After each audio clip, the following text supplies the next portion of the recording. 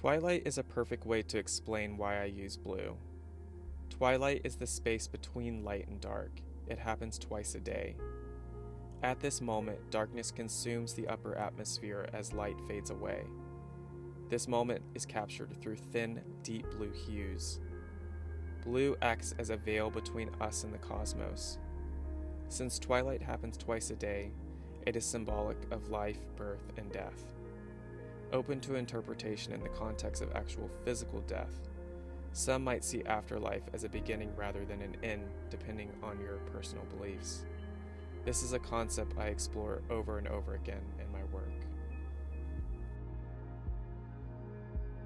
My grandfather, Richard Watson, was an amazing person. He was kind, had a contagious laugh, and was one of the easiest people to talk to. In December of 2019, my grandfather passed away after our annual Christmas celebration. I was never good at dealing with loss. I needed to pour my focus into something meaningful, so I decided to take the time to scan and catalog my grandfather's slides. I decided to do collages pairing my grandfather's photography with small blue abstract paintings on paper. The defining moment came when I decided to desaturate the photos and retint them blue to match the paintings. Before collaging the paintings over the photos, I cut holes in them so that they would reveal and conceal the image below. The tension created by the juxtaposition of the fragmented image and perforated painting draws your attention to the fragility of both the image and our memory.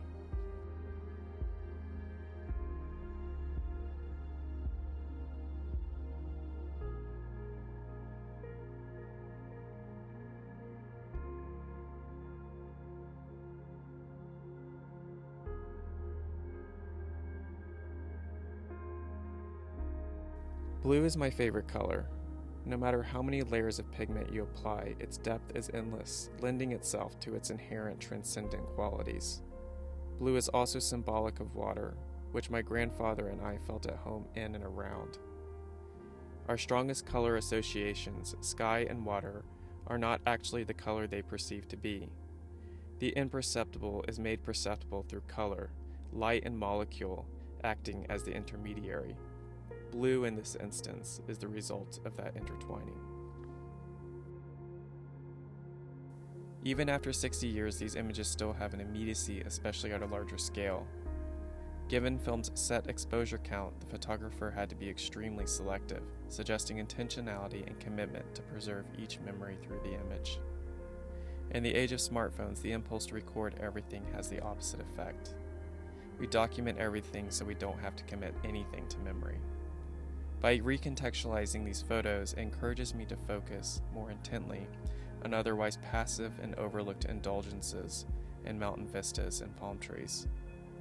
It also posits that our memories are fading and eventually we will too. All that will be left will be the mementos, artifacts, and photos we leave behind. Taken at face value, a single random expression or juxtaposition of objects will dictate our narrative once all personal associations are gone. A gnawing question arose after my grandfather died, which was, where did he go? Most of my work up to that point had centered around the idea of afterlife, but I had never been faced so directly with a sense of void or displacement of energy as I felt when he left. I think our thoughts about death inform our entire outlook on life, so I always felt it was an important topic to address. For my grandfather's funeral, I was tasked with preparing a slideshow of old photos. Every time I saw him, smiling, surrounded by loved ones, I felt as though he was still alive in the picture. This got me thinking that perhaps afterlife does not take place in another realm of existence. Perhaps afterlife is returning and replaying your favorite memories, embodying your former self. I saw these photos of him as portals into his afterlife, hence the physical cutting away of the abstract painting to reveal moments within the image. Mourning the loss of someone you love does not really end.